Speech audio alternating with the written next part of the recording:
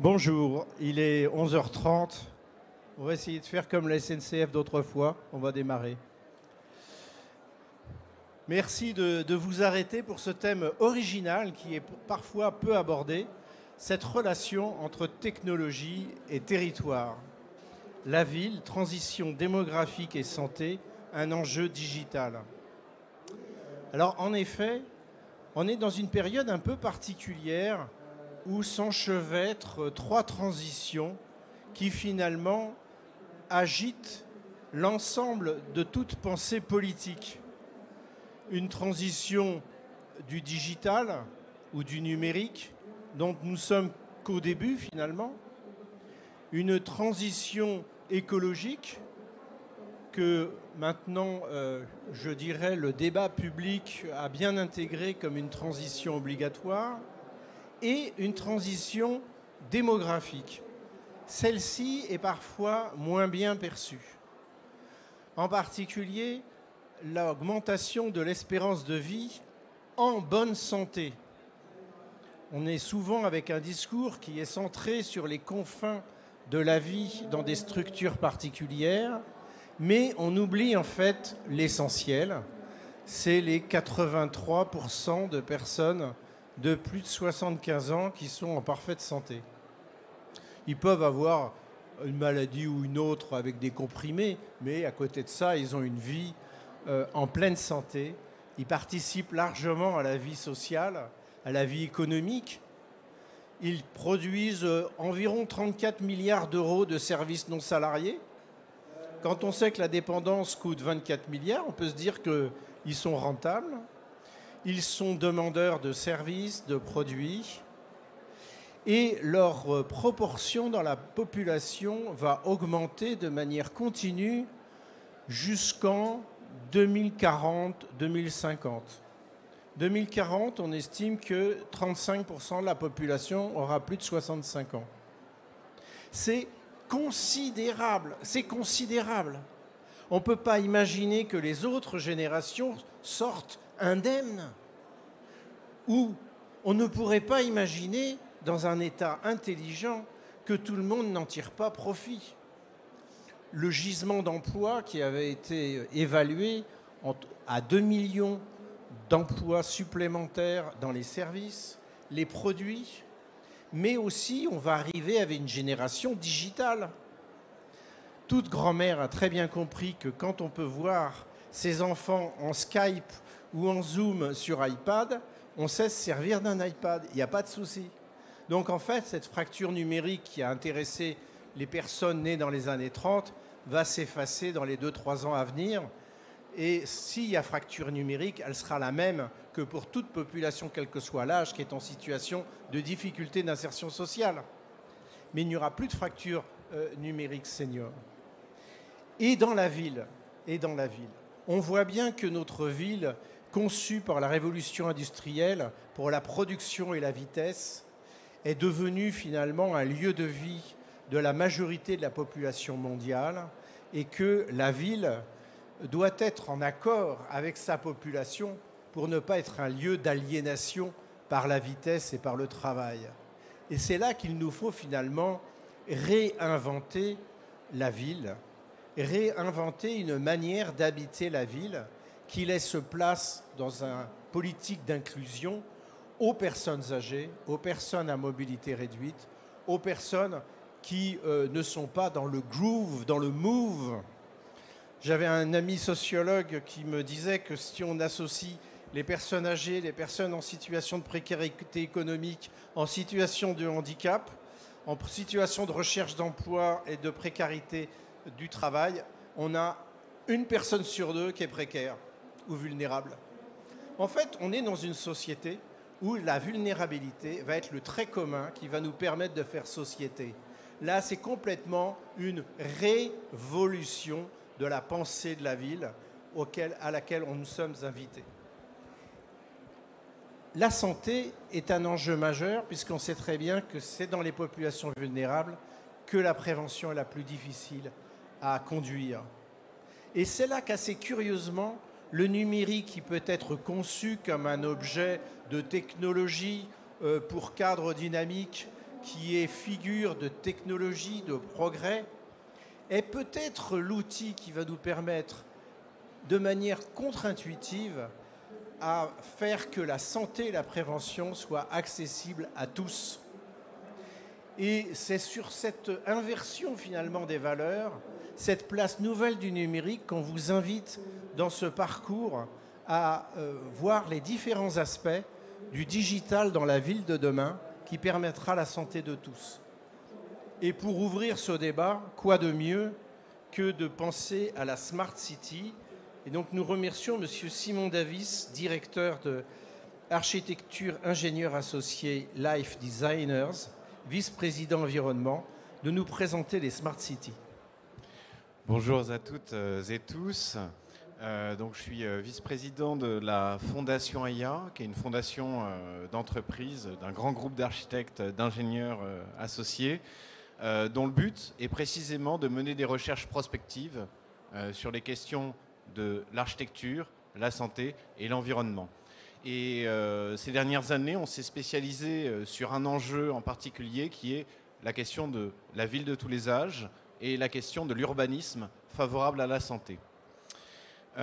Dans ce cadre-là, la question qui m'est posée, à savoir d'interroger que peut la Smart City pour promouvoir la santé remercier de ses habitants. La Fondation AIA Life Designers, et en particulier sa directrice Emmanuelle Godmer, qui a permis que l'on puisse organiser cette conférence pour que territoire soit intégré dans la pensée numérique. Et c'est vraiment important pour tous les citoyens. Merci beaucoup, Emmanuelle. Quelle est ta conclusion après ce tour d'horizon ? Alors, je pense que mon rôle dans cette conclusion, c'est de prendre plusieurs casquettes pour faire le lien, je dirais, entre toutes ces interventions.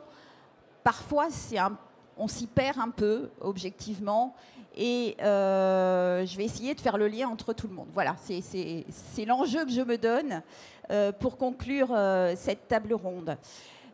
D'abord, pourquoi une grande agence d'architecture comme AIA Life Designer Alors, dans mes différentes casquettes pour conclure cette table ronde, je prends ma casquette de directrice associée d'AIA Life Designer. Je prends une autre casquette qui est celle de vice-présidente santé de la Fondation AIA, puisqu'avec Simon, j'ai le plaisir de co-animer la Fondation avec 2 vice-présidences santé et environnement. C'est vraiment un enjeu. Et puis, comme membre fondatrice de French Care, vous avez un très beau stand French Care qui est juste à côté. Vous voyez le coq blanc qui est ici.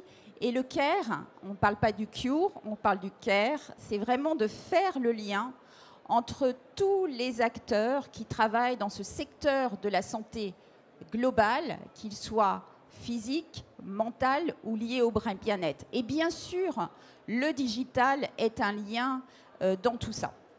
Alors, pourquoi une grande agence d'architecture s'embarque dans cette aventure de la ville de tous les âges ?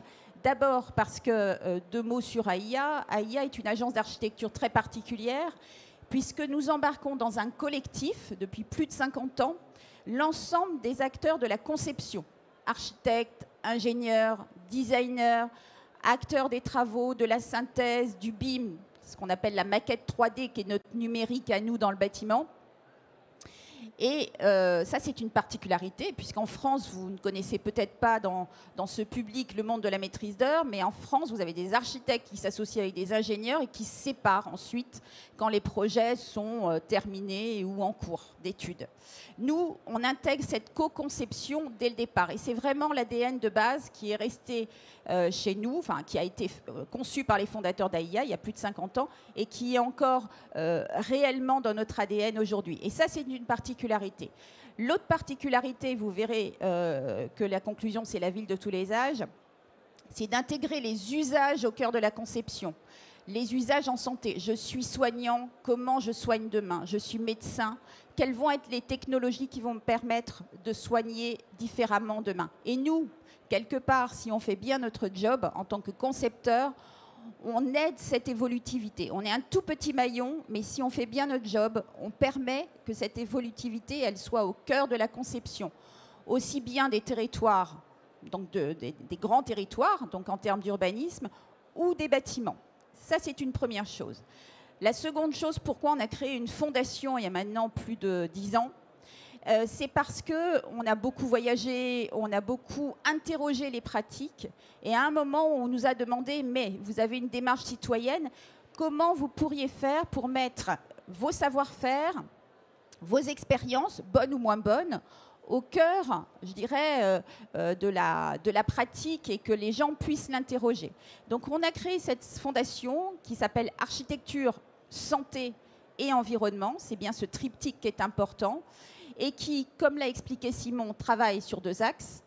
Un, cette approche sur les déterminants de santé qui sont fondamentaux et on ne devrait plus concevoir de territoires digitaux ou pas d'ailleurs, mais en tout cas concevoir de territoires ou de bâtiments sans interroger la data, parce qu'un territoire ou un bâtiment est spécifique dans son environnement. On ne construit pas de la même façon à Nice, à Marseille ou à Paris, et donc il n'y a pas de recette toute faite. Simon le rappelle souvent dans ses pratiques et dans son engagement.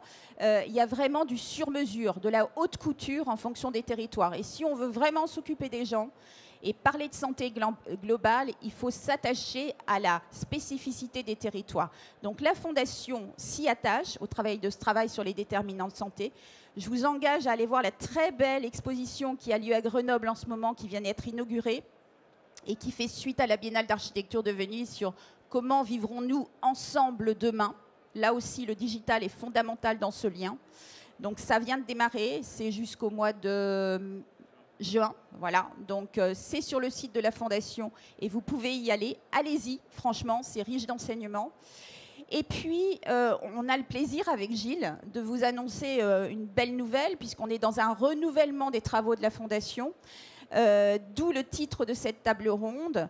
On crée un think tank qui s'appelle la Ville de tous les âges, santé et transition, en partenariat avec la Fondation AIA, bien sûr, c'est la Fondation AIA qui porte, l'Université de Nantes et le CHU de Nantes. C'est-à-dire qu'on va s'attacher, et là je reboucle avec la table ronde et la French Care, on va s'attacher à travailler le parcours.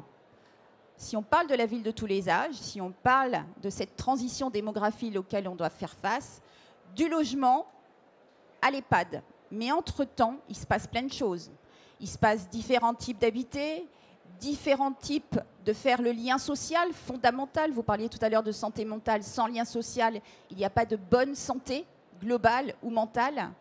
De lieux où on peut faire de l'activité physique, où on peut se cultiver, où la mobilité est forcément un autre lien au même titre que le digital. Bref, plutôt que de construire en silo un bâtiment ou un territoire, l'enjeu de ce think tank que nous lançons et de cette chaire, donc chaire recherche fondamentale, think tank, élément d'influence, et on compte influencer, le ministre inaugure tout à l'heure, et on compte influencer ce territoire en expérimentant les parcours, que ce soit des parcours de la ville de tous les âges en s'attachant à la transition démographique, le parcours étudiant, qui est quand même extrêmement pauvre en France, entre le logement étudiant et le lieu d'enseignement.